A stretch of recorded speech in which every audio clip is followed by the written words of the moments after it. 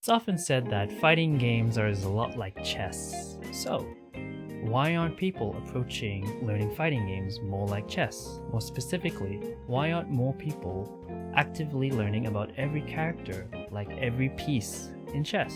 If your goal in a fighting game is to improve or play to win, it might be a good idea to start thinking of the game as a whole rather than your main character versus the rest of the cast. Well, I'm not saying that you need to play every character to the same level you play as your main. Any pro player would at least know the basics, the ins and outs of every character, their move list, their tools, their risk reward, what their game plan is and their win con, and how they can play around it. When I started playing fighting games, all I did was I went to the trials of every character, I did them, and that was pretty much it. Really. I mean, when you start learning fighting games, it is okay to focus on one character as you learn the basics, the fundamentals, how to press buttons, do moves, etc. The problem is that for me, I would go on to just focus on my main character and not the other characters for like 2 to 3 years. The only things I would care about was how do I fight this character as my character and how do I punish their moves. I feel like that really hurt my progress or growth as a fighting game player in the long run. So that's why in this video I want to talk about the benefits of trying to learn all the characters in a fighting game. The more you know about your opponent, particularly their character's tools, strengths, and weaknesses, you can play around that and be confident no matter what character you play against. You also understand the risk and return each character has with their moves, and you also understand what makes a good and a bad matchup. So I think learning all characters contributes to your growth as a fighting game player. By sticking with just 1 or 2 mains, you're only familiarizing yourself with the toolkit and strategies of those characters.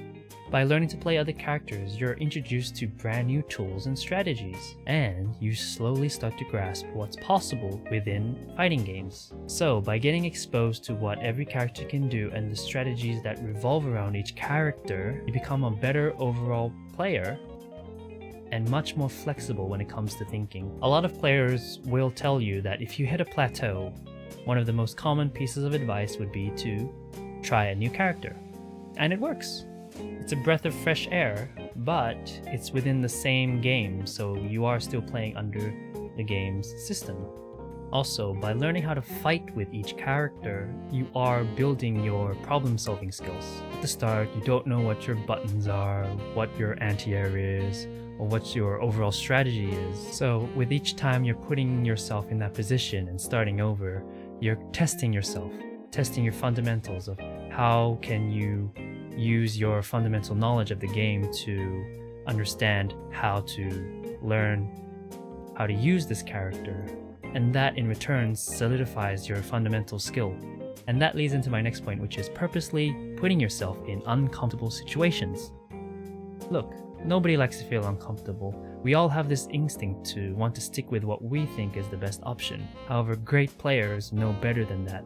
They put themselves in these situations so that they can overcome them and be comfortable in any situation that happens in fighting games. So by putting yourself in these situations, you're pretty much prioritizing learning and improvement over actually winning the match that is in front of you. The last benefit I want to talk about is that you actually enjoy more of the game. By playing more characters and being genuinely interested in them, you find yourself, whenever you're watching matches with other players, to be more interested in the match. For example, in a tournament, you're going to be more invested in a match that doesn't have your main, but do have characters that you've been learning. You know every move the characters can do and how you would want to use them. Now you want to see how those players would use those characters, and then you're more likely to learn something new about the game. When I was just focused on my main, I wouldn't really pay much attention to matches that didn't actually involve my main fighting. And I think it was very detrimental to my growth. By learning more and more characters, the time spent watching these type of matches or tournaments become much more valuable to you. Now, for every opinion, there's always going to be counter opinions, so I do want to put them up for discussion. So Yeah. I mean, one would be the fact that yes, this would take a long time to do, and not a lot of people have a lot of free time. Depending on the game, you can have like, what, from 15 characters to 30 to even maybe 50 characters, all with moves that can range from like a couple of moves to some moves to even like 100 moves. If you're someone who doesn't have a lot of time, that might seem like an impossible task. However, in my opinion, if your goal is to improve at a skill or at a game, then there is no shortcut. It's going to be hard. If you lack the time, then it will take you longer than someone who has more free time. In that case, it might be best to think about how to prioritize your time when it comes to grinding and fighting games. Still, a little bit goes a long way, so I wouldn't rule it out completely. Let's get to some specifics. In this case, what I do when it comes to learning multiple characters. What I like to do is I like to make an Excel sheet or Google Sheets, whatever you have, for every game that I'm playing, and then with every tab or sheet or whatever you call them is each character. That way, anything I learn about the character is stored and organized so I don't lose anything that I learn about that character.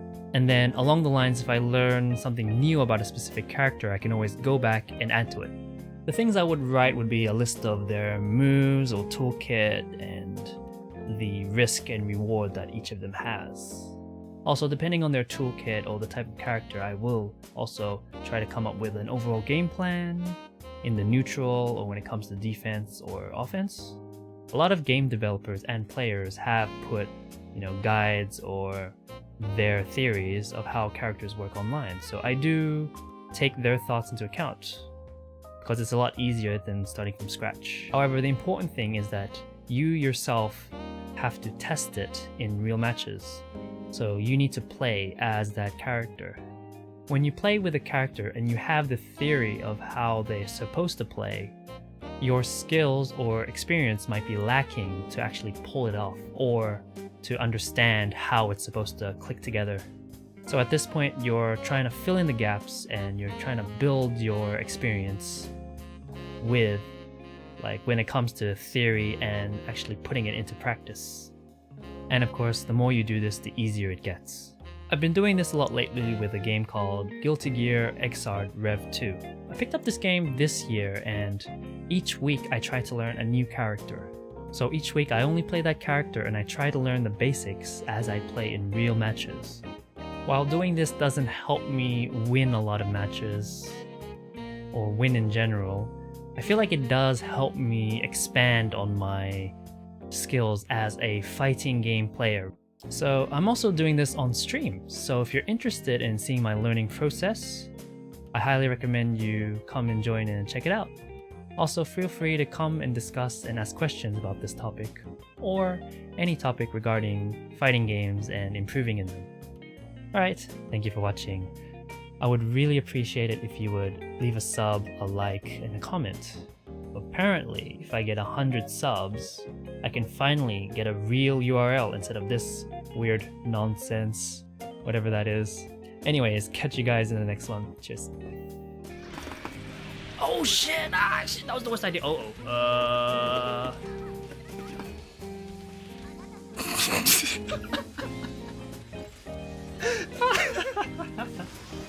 That was so lucky.